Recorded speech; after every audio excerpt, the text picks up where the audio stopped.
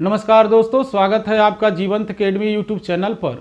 किसी ने कहा है, आँखों में मंजिल थी, गिरे फिर भी संभल गए।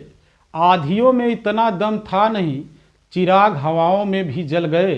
तो दोस्तों, पिछली क्लास में हमने 7 इम्पॉर्टेंट कॉन्सेप्ट बताए थे और हमने बताया था इनको आप जरूर पढ़ लीजिएगा, क्योंकि यहाँ से प्रतियोगी परीक्षा में हमेशा प्रश्न बना है।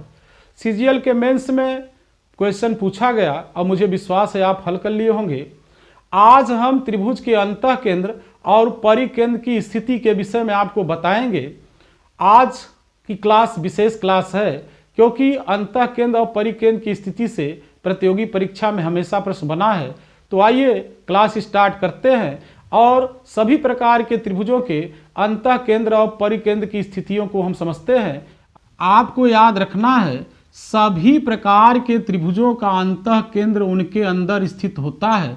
जैसे यदि ABC एक न्यून कोण त्रिभुज हो, कोण B का अर्धक और कोण C का अर्धक हम खींचें, तो ये अर्धक जहां काटते हैं यह त्रिभुज का अंतः केंद्र कहलाता है। न्यून कोण त्रिभुज में हम देख रहे हैं कि अंतः केंद्र त्रिभुज के अंदर स्थित है। तो इस प्रकार से किसी न्यून कोण त्रिभुज का अंतः केंद्र उसके अंदर स्थित होता है। इसी प्रकार से यदि ABC एक समकोण त्रिभुज हो और कोण B का अर्धक तथा कोण C का अर्धक हम खींचें और ये I पर काटें, तो इसे त्रिभुज का अंतः केंद्र कहते हैं। समकोण त्रिभुज का अंतः केंद्र भी त्रिभुज के अंदर स्थित होता है। इसी प्रकार से यदि ABC एक अधिक कोण त्रिभुज हो और इसके किन्हीं दो कोणों का अर्धक हम खींचें, जैसे हम कोण B का अर्धक खींचें और कोण C का, तो ये जहां काटते हैं इसे त्रिभुज का अंतः केंद्र कहते हैं। तो आपको याद रखना है, अधिक कोण त्रिभुज का अंतः केंद्र भी त्रिभुज के अंदर स्थित होता है। इसी प्रकार समबाहु, समद्विबाहु और विषमबाहु त्रिभुज के अंतः केंद्र भी उनके अंदर स्थित होते हैं, क्योंकि समबाहु, समद्विबाहु और विषमबाहु त्रिभुज जब हम लेंगे, अंतः केंद्र बनाएंगे, तो अंतः केंद्र त्रिभुज के अंदर स्थित होता है। तो सभी प्रकार के त्रिभुजों का अंतः केंद्र उनके अंदर स्थित होता है। इसे आपको याद रखना है, महत्वपूर्ण प्रॉपर्टी है। अब आइए परिकेंद्र के विषय में हम परिचर्चा करते हैं। किसी न्यून कोण त्रिभुज का परिकेंद्र उसके अंदर स्थित होता है। आपको याद रखना है, परिकेंद्र ज्ञात करने के लिए दो भुजाओं का हम लंबार्धक खींचते हैं। यहाँ पर हमने AB का लंबार्धक और AC का लंबार्धक खींचा। यदि ये दोनों लंबार्धक त्रिभुज के अंदर O बिंदु पर काटते हैं, तो O को त्रिभुज का परिकेंद्र कहते हैं। न्यून कोण त्रिभुज का परिकेंद्र त्रिभुज के अंदर स्थित होता है। ये आपको याद रखना है कि किसी न्यून कोण त्रिभुज का परिकेंद्र उसके अंदर स्थित होता है। इसी प्रकार से यदि ABC एक समकोण त्रिभुज हो और हम भुजा AB का लंबार्धक खींचें और भुजा BC का लंबार्धक खींचें, तो ये दोनों लंबार्धक कर्ण के मध्य बिंदु पर मिलते हैं। इंपॉर्टेंट प्रॉपर्टी है, आपको याद रखना है कि समकोण त्रिभुज का परिकेंद्र ये हमेशा कर्ण के मध्य बिंदु पर स्थित होता है। प्रतियोगी परीक्षाओं में यहां से प्रश्न बना है, इसे आप याद रखेंगे कि किसी समकोण त्रिभुज का परिकेंद्र कर्ण के मध्य बिंदु पर स्थित होता है। पूछा गया है कि किसी समकोण त्रिभुज का परिकेंद्र कहाँ स्थित होता है, तो आप बता सकते हैं कि समकोण त्रिभुज का परिकेंद्र कर्ण के मध्य बिंदु पर स्थित होता है। इंपॉर्टेंट प्रॉपर्टी है। अधिक कोण त्रिभुज जब हम लेते हैं, तो अधिक कोण त्रिभुज में हम इसकी दो भुजाओं का जब लंबार्धक खींचते हैं, तो यह लंबार्धक त्रिभुज के बाहर काटते हैं। तो इस प्रकार से अधिक कोण त्रिभुज का परिकेंद्र त्रिभुज के बाहर स्थित होता है। इसे आप याद रखेंगे कि किसी अधिक कोण त्रिभुज का परिकेंद्र त्रिभुज के बाहर स्थित होता है। प्रतियोगी परीक्षाओं में यहां से भी प्रश्न आया है। तो इस प्रकार से हमने आपको बताया कि न्यून कोण त्रिभुज का परिकेंद्र यहां त्रिभुज के अंदर स्थित होता है। समकोण त्रिभुज का परिकेंद्र कर्ण के मध्य बिंदु पर स्थित होता है और अधिक कोण त्रिभुज का परिकेंद्र यह त्रिभुज के बाहर स्थित होता है। तो परिकेंद्र की स्थितियों के विषय में हमने आपको बताया। अब आइए जो है लंब केंद्र पर भी परिचर्चा कर लेते हैं। किसी न्यून कोण त्रिभुज का लंब केंद्र त्रिभुज के अंदर स्थित होता है। आपको ये याद रखना है। यहाँ शीर्ष ए से भुजा BC पर हम लंब डाल दें AD, इसी प्रकार शीर्ष B से भुजा AC पर लंब हम BE डाल दें और शीर्ष C से भुजा AB पर लंब हम CF डाल दें, तो AD, BE और CF का प्रतिच्छेद बिंदु लंब केंद्र कहलाता है।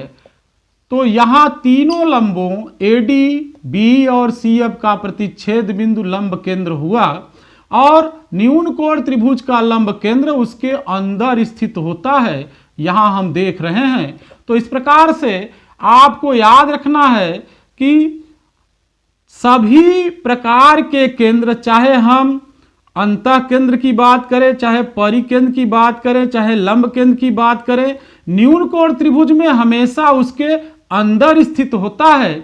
अब आइए आगे बढ़ते हैं। समकोण त्रिभुज का लंब केंद्र समकोण वाले शीर्ष पर स्थित होता है। इसे आपको याद रखना है। यहाँ पर यदि ABC समकोण त्रिभुज हो तो इसका लंब केंद्र हमेशा शीर्ष B पर स्थित होता है। प्रतियोगी परीक्षाओं में पूछा जाता है कि समकोण त्रिभुज का लंब केंद्र कहाँ स्थित होता है, तो आप बता सकते हैं कि समकोण त्रिभुज का लंब केंद्र समकोण वाले शीर्ष पर स्थित होता है। अधिक कोण त्रिभुज का लंब केंद्र त्रिभुज के बाहर स्थित होता है। ये आपको याद रखना है। यहाँ भुजा BC को हम आगे तक बढ़ाते हैं, A से यहाँ लंब गिरा देते हैं AD, तो बिंदु D यह लंब केंद्र होता है अधिक कोण त्रिभुज का और यह त्रिभुज के बाहर स्थित होता है। तो इस प्रकार से हमने लंब केंद्र की स्थिति के विषय में आपको बताया। तो दोस्तों कुछ और इंपॉर्टेंट कॉन्सेप्ट है जिसे आपको याद रखना है। आइए परिचर्चा उस पर करते हैं।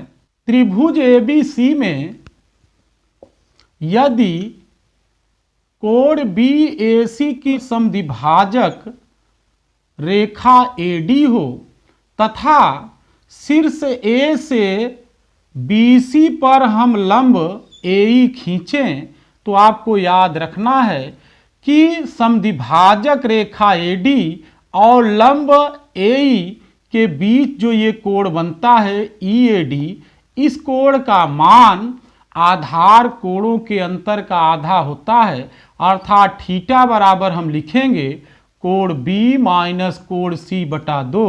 प्रतियोगी परीक्षाओं में इस कॉन्सेप्ट से कई बार प्रश्न बना है।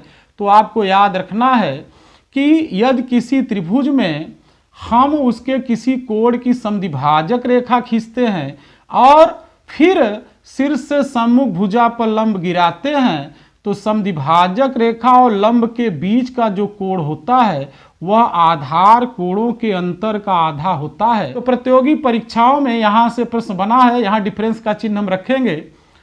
तो इस प्रकार से ये कॉन्सेप्ट बहुत इंपॉर्टेंट कॉन्सेप्ट है, इसे आप याद रखेंगे। आइए एक और कॉन्सेप्ट पर परिचर्चा करते हैं। यदि त्रिभुज ABC में हम BC भुजा को आगे तक बढ़ाएं तो बहिष्कोण जो बनता है AC इसकी अर्धक रेखा खींचें, इसी प्रकार कोण B की अर्धक रेखा खींचें, तो इन अर्धकों के प्रतिच्छेद बिंदु पर बना कोण यदि D हो तो कोण BDC का मान हमेशा कोण A का आधा होता है।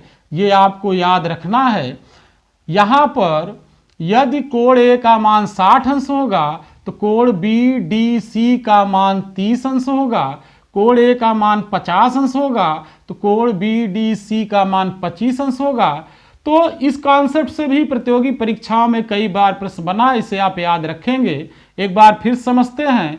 त्रिभुज ABC में BC भुजा को बिंदु E तक हमने बढ़ाया, बहिष्कोण ACE का अर्धक हमने CD खींचा, इसके बाद कोण B का अर्धक हमने BD खींचा। इन दोनों अर्धकों के प्रतिच्छेद बिंदु पर कोण BDC बना और यह कोण A का आधा होता है।